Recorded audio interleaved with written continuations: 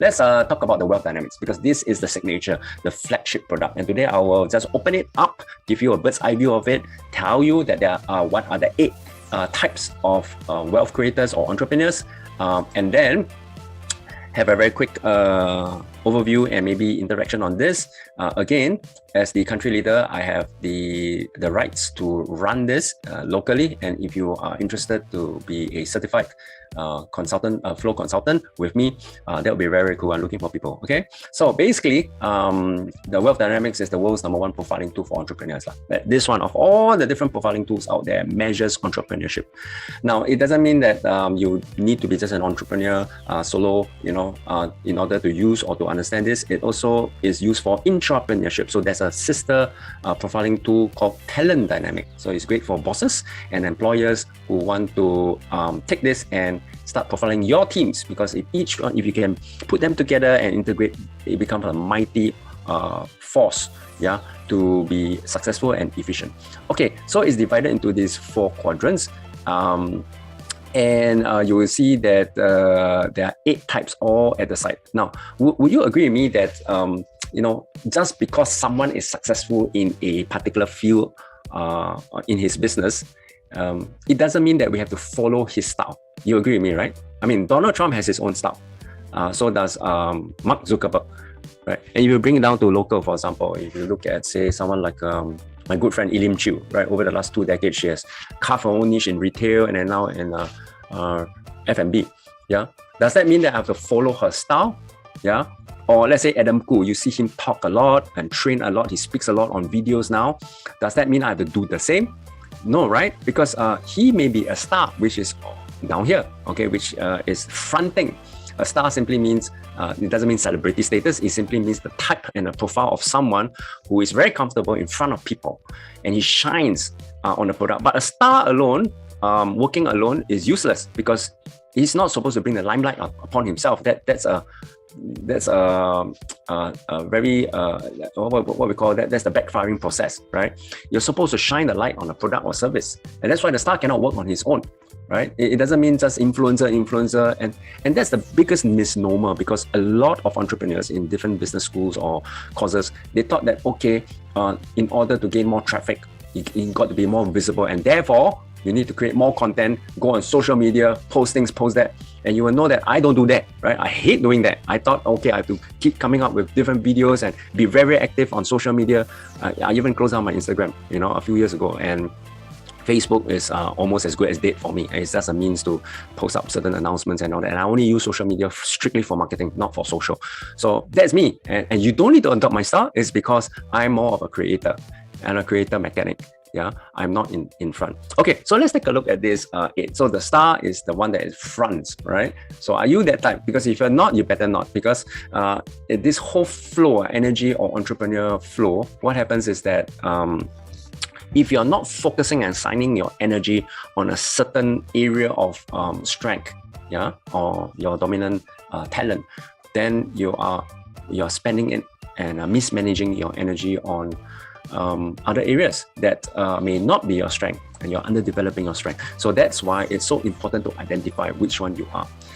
The Wealth Dynamics profiling tool is, if you go to the website, it's $97, but under me and under this program is already part and parcel of EAP, and so it's free. Yeah, and then the supporter may not be a star, but the supporter is great at drawing people and building teams. So it's a team builder. Later on, I'll go through one by one because I do have a kind of a chart and descriptor. The deal maker is someone who's very good at establishing partnerships, strategic partnerships that bring businesses and flow to your business. The trader is very good with timing. So you can see that's very sensorial here, timing. He knows how to buy low and sell high, so to speak. So business deals, he is great at doing that. And then the accumulator is someone who knows a sense of a long-term investment. So he accumulates wealth, he doesn't hoard, he accumulates, and then he knows what areas, what businesses are good for long-term gains. So he doesn't just anyhow hoard different things, only those that he knows. So he peers into the future as well, and he knows how to chart a long-term trajectory. Someone like Warren Buffett, for example, is great at this. And then the Lord is a very detailed, meticulous person and looks into different aspects of a business that requires tweaking, and he's a great analyzer.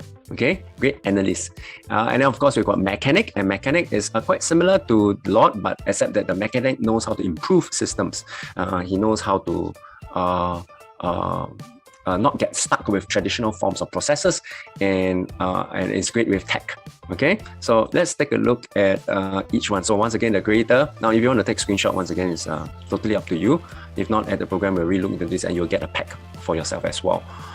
Creators are okay, they are plus and minus. There's pros and cons. So creators also create chaos. They keep changing, like me.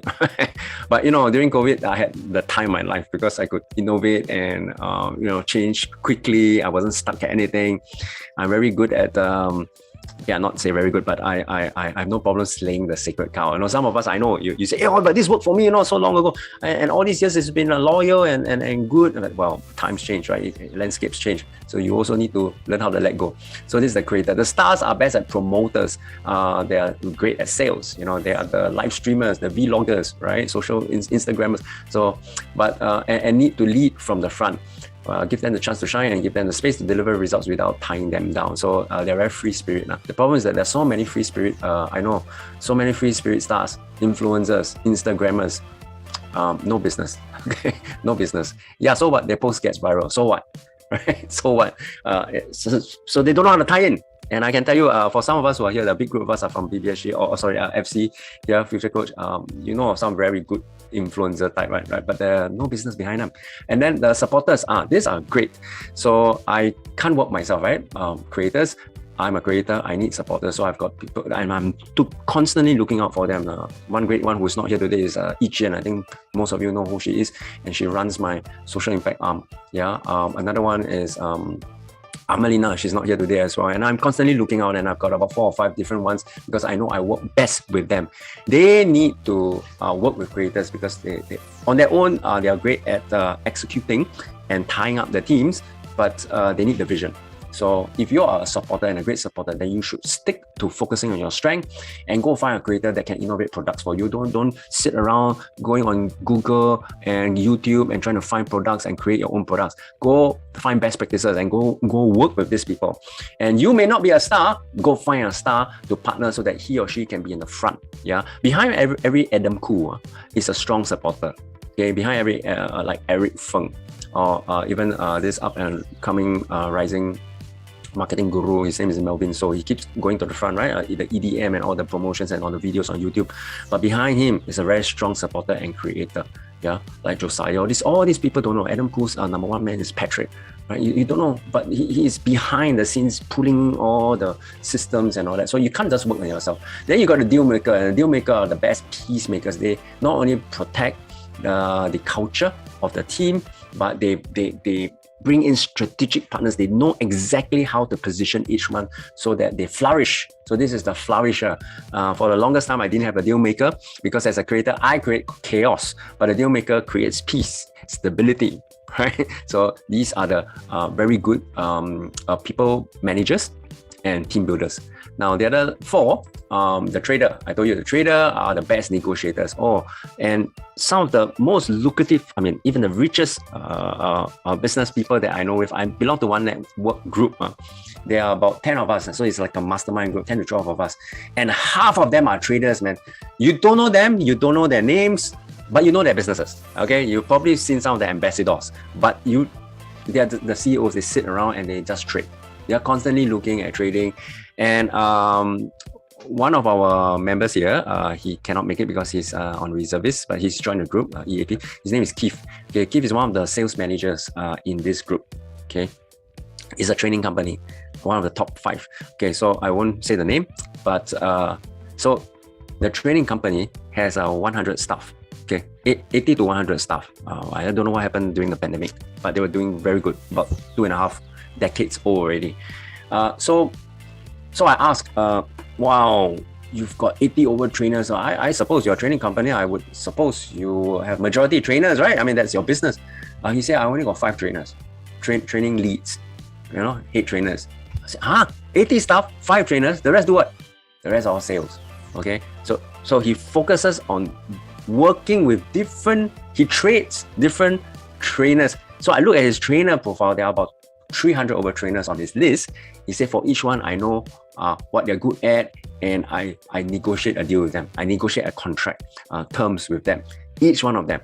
Okay, and it's not like he's very shrewd and self-indulgent. No, he makes sure it's win-win all the time, and the trainers love him. So anyway, he's great at that. Now, if you're not that, don't go and try and do that, because all your deals and contracts might backfire. But if you're that type of person, focus on that and bring in the stars, bring in your team. Okay, so that's the trader.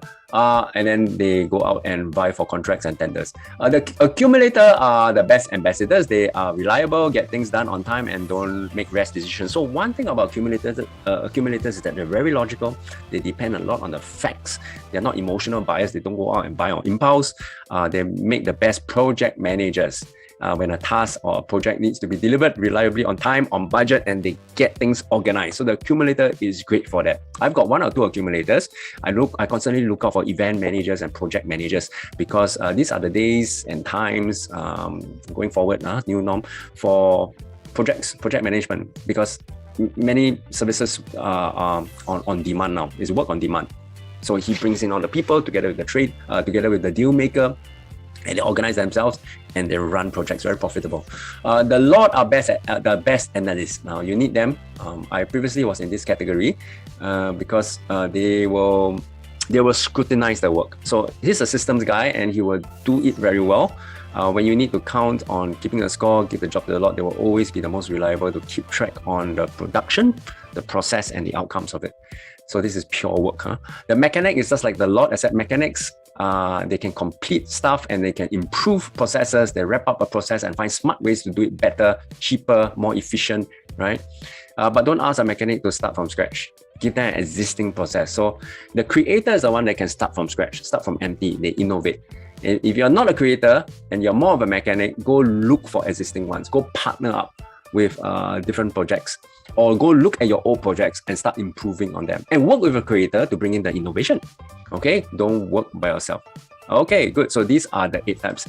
In your chat box, is it possible for you to just key in who do you think you are as the top? So once again, I'll go back to this page so that you can see all the 8 here. Who do you think you are? We've got a guide, a 40-page guidebook. How many of you would like this? It's a 40-page guidebook. Let me see whether I have it here. Yeah, PDF. Look at that. It is very incisive and it tells you how to forge strategic partnerships. Just using this alone, you will jumpstart 50% in your opportunities alone. You're creating opportunities. You've got videos as well. Roger, oh, he looks so young, 10 years ago. Yeah, okay. So how many of you would like this? I mean, if you don't want, it's fine, because I've got to find it and then pump it to you guys. Okay, so it's a very good complement to the actual test that you do, because the test is a very science-based, data-driven test. It's not like guessing game here. Oh, I'm this, I'm that. I'm an accumulator, I'm a creator. It's not what you want. It's really measuring your strength at a scientific and empirical level. All right, and then after that, you use the guidebook, and then we can form our own community of learners. And of course, in our EAP, we'll go through this all the time. We'll probably run projects, we'll probably run partnerships, and vie for jobs, etc. Okay, so you guys want this, right?